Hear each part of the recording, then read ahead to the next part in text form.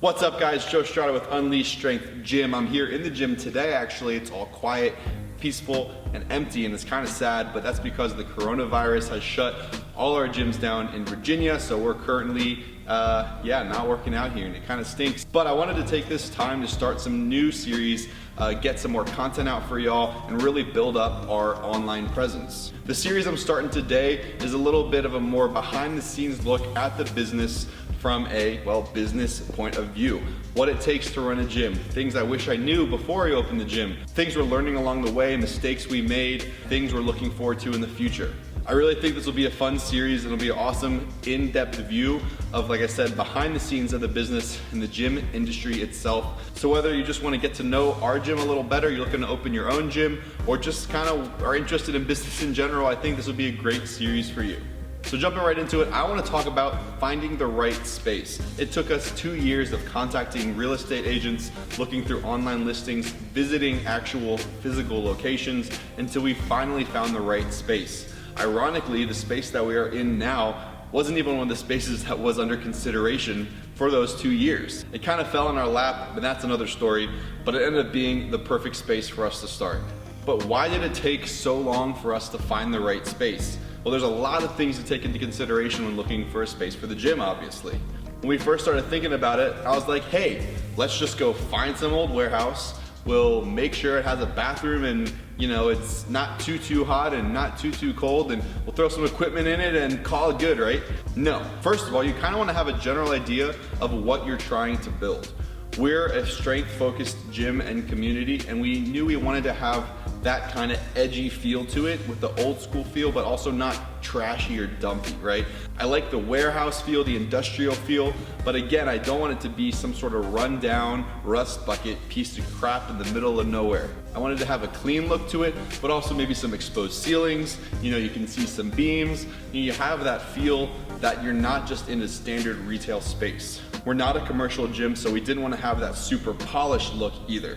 But let's also talk about pricing. Usually, as far as leasing goes for these commercial properties, you talk about price per square foot per year. Usually warehouse spaces are going to be a little lower in price, looking at maybe $8 to $12, $13, $14 per square foot per year, depending on where you look and their state, and obviously there's so many factors that play a role in it.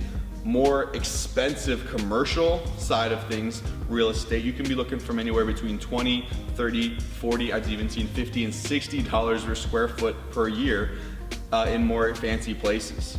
Our sweet spot was anywhere between $10 and $20 per square foot, which is a pretty big range, but at the same time we had to keep our options open, and we knew we would kind of consider it moving forward.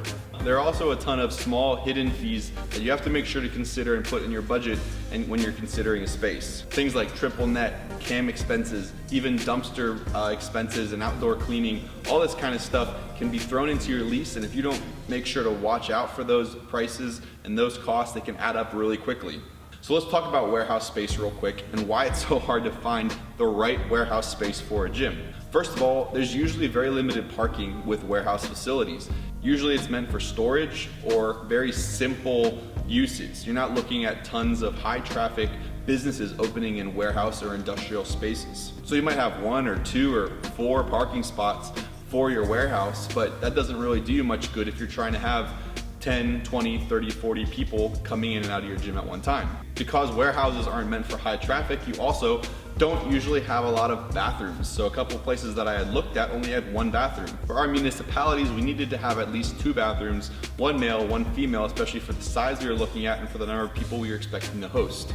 Additional bathrooms can cost anywhere between $5,000 and $20,000, $30,000 just for a single use, depending on, again, a lot of things, how fancy you're making it. Even if you're just doing it super simple, there's fees to tie it into the public water. There are plumbing costs, obviously all the labor and renovation charges, and it can really add up really quickly. So we knew we didn't want to take a place that was going to make us build another bathroom. With warehouse space, you also have to consider visibility.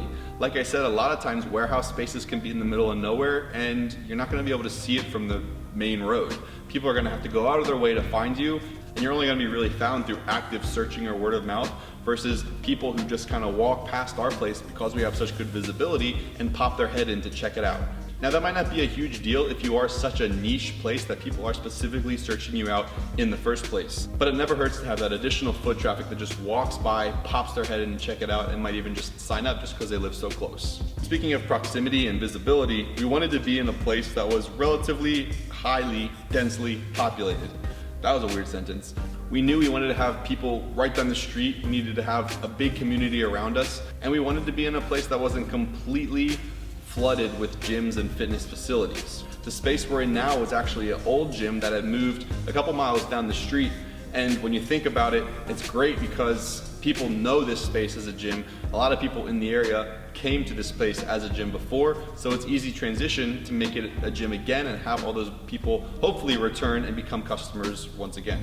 Speaking of other gyms, I wasn't super worried about opening next to Gold or LA Fitness or Planet Fitness or these other commercial gyms. I really just didn't want to be too close to gyms that were in our niche. It makes the most sense to find our own place so we can carve out our own territory and have our own radius that we can cater to. Another thing we need to talk about is zoning. Space is usually zoned in a certain way to allow for certain types of use. As much as we loved space that was zoned warehouse or industrial, a lot of times that meant we couldn't actually run a gym in that facility. It was generally limited to uses for heavy machinery or storage or things that, like I said, don't have high foot traffic. So while sometimes you could find a light industrial space that you could open a gym technically, it would still require a lot of money to do upgrades and make it really perfect before you actually open the gym.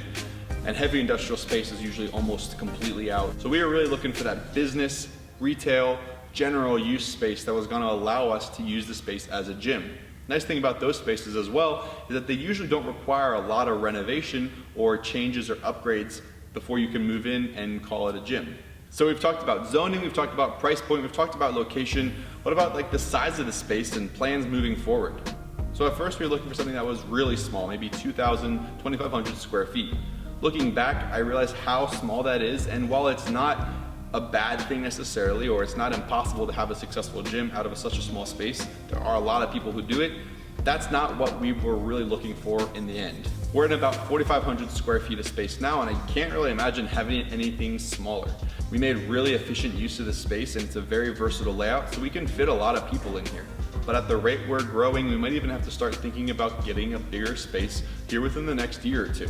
But at the same time, I think it's better to start somewhere that's too small rather than too big. You have to rate your risk tolerance and also figure out what kind of environment are you trying to create. Do you want more of a big open concept gym with rows and rows of machinery, or do you want something that's smaller and more intimate?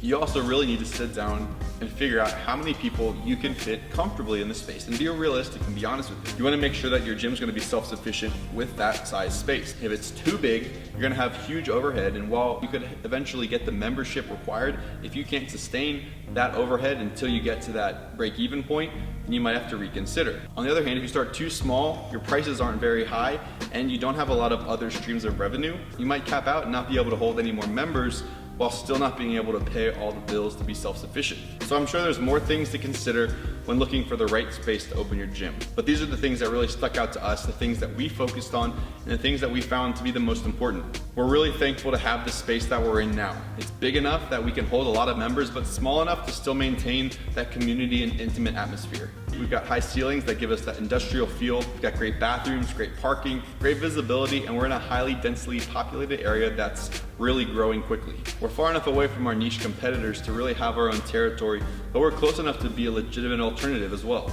Obviously, the price could always be cheaper, but for the quality of space and for a good space that really checked all the boxes, we were comfortable at this price point.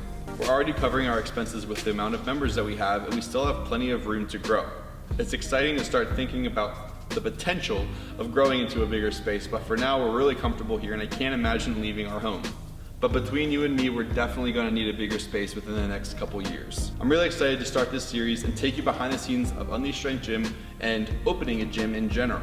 Whether you're looking to open your own gym or just interested in the business side of things, I think this channel will be really informative and entertaining for a lot of different people. Definitely let us know what you want to hear about. If you have any specific questions, what kind of topics you'd like us to cover, subscribe, drop a like for us, leave a comment, help us grow this channel, and we can't wait to see where this goes. Thank you guys so much for all your support. We'll talk to you soon. Peace.